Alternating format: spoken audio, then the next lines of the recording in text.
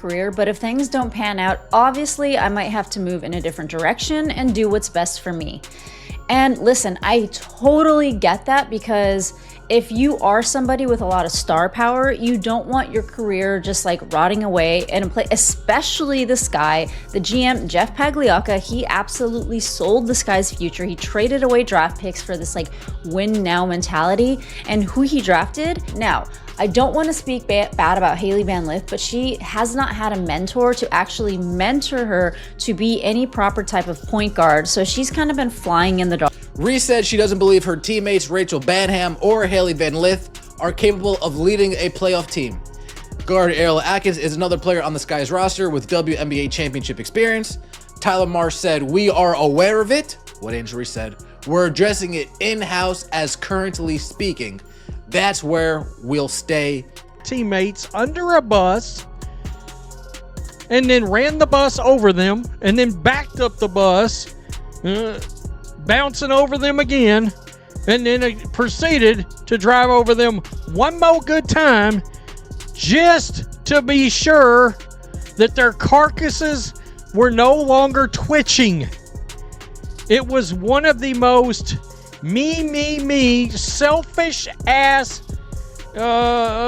interviews I've ever heard from any athlete trashing her very own team. Angel Reese calling out her teammates, calling out the front office.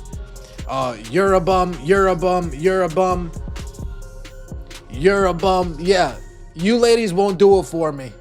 Coach Marsh, can you please coach harder? Yeah, Angel Reese, 48 hours later, already backtracking on those statements, already moonwalking like Michael Jackson. Michael Jackson, he'd probably be proud how quickly Angel Reese is moonwalking. I've seen in college where people will get suspended for a half. Not in the pros. People getting suspended for a half game in the pros. Just suspend her for the whole game. Y'all don't have nothing to lose. Y'all don't have nothing to lose. If you're going to suspend her, just suspend her for another game. It is what it is. You know what I mean? Suspending her for a half is kind of weird. But yeah, this is crazy. This is folks on playing basketball because of statements made by Angel Reese during league mandated media. I've never seen this before, where she is getting suspended for a half. Not a game.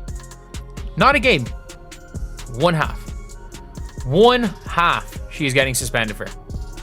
That is sports. The entire team has seen Reese's comments, and they're basically unhappy with the direct attacks. They are even planning a team meeting to talk about it. We'll read you some of the excerpts, which does kind of not make her team look good. One of which say, "We can't rely on Courtney," that's Courtney Vandersloot, "to come back at the age that she's at. I know she'll be a great asset for us, but we can't rely on that. We need someone probably a little younger with some experience, somebody who's..." Hilarious. Am I the only person that thinks this is hilarious? I'm trying to, is this the only time we've ever seen a situation like this happen? Where a player has been suspended, not for a game, for a half. She's suspended for a half. I don't think I've... As a dump. This is the reason I don't feel bad when I refer to the WNBA as a toxic turd. Not only have they damn near ruined their opportunity with Caitlin Clark, the dump diver they chose to support, the pretend basketball player they have spent the last 2 years begging you to support. They desperately want her to be accepted. They are desperate to make her a star. Not only has she been rejected by normal people, Angel Reese just turned a sudden team suspension into a league-wide shockwave. In one stunning move, the Chicago Sky's rookie star didn't sit quietly. She fired back, publicly challenging the decision and igniting a social media storm that had fans, teammates, and league executives scrambling. What should have been a routine disciplinary note instantly became headline drama, raising urgent questions about Chicago's chemistry, the WNBA's player relations playbook, and how a first-year phenom can flip control of the narrative in real time. TV metrics show how fast this suspension upended the league. Chicago's local broadcasts with Reese averaged 1.1 million viewers on ESPN and NBC Sports Chicago, triple last year's audience.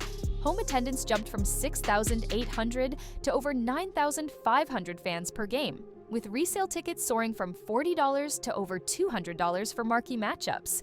That market momentum explains why the franchise's terse statement, "The Chicago Sky have suspended forward Angel Reese indefinitely," landed like a bomb. Within an hour, insiders linked it to a heated practice dispute and tension over endorsement schedules. Reese answered with a fiery live stream and cryptic posts vowing to "speak my truth soon," sending #FreeAngel and #SkyDrama trending and spiking WNBA app traffic by 48%, while sportsbooks briefly froze Sky playoff bets. This suspension lands at a delicate moment. Chicago is fighting for playoff position with a net rating near -1.5, and Reese has been their interior engine, averaging 13.8 points, 11.3 rebounds, and a 23% usage rate.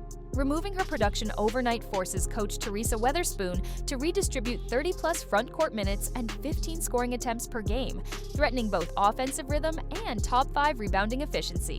League-wide, the loss undercuts the growth story driving media rights talks and sponsor deals. Veterans who fought for modest CBA raises now see a first-year player proving that independent brand power can outstrip the league's projections. History shows how rare this is. Liz Cambage's abrupt 2022 exit from Los Angeles involved a veteran and never fueled ratings or merchandise sales like Reese. Cappie Pondexter's 2017 leave barely dented attendance or national TV numbers. NBA parallels, Kyrie Irving or Jimmy Butler demanding trades, came only after years of all-star status. Reese is months into her pro career and already dictating terms with similar force. Even NIL stars like Shedder Sanders or Livy Dunn weren't anchoring professional ticket sales and TV growth in real time. The business stakes explain the panic. Fanatics reports her jersey led all WNBA rookie sales and prompted multiple restocks. Games with Reese boosted arena concessions and merchandise revenue by 25%, while ESPN and CBS broadcast without her struggle to clear 400,000 viewers. League Pass signups climbed 30% during her first month, and highlights featuring her tripled typical rookie clicks. Major sponsors, BMO, Nike, Gatorade, built campaigns around her, some with appearance clauses now on hold. The ripple effects are immediate. Internal projections warn Chicago's defensive rebound rate could fall from 74% to the league's bottom third, a drop that could derail playoff seeding. Networks buying packages expecting Reese-driven audiences may rethink rights fees. Agents see new leverage. If a rookie can keep fan engagement and sponsorship momentum alive while suspended, future contracts will demand more flexible marketing rights and revenue sharing. Angel Reese's clash with the Sky closes a turbulent chapter, but opens a bigger conversation about power in the modern WNBA.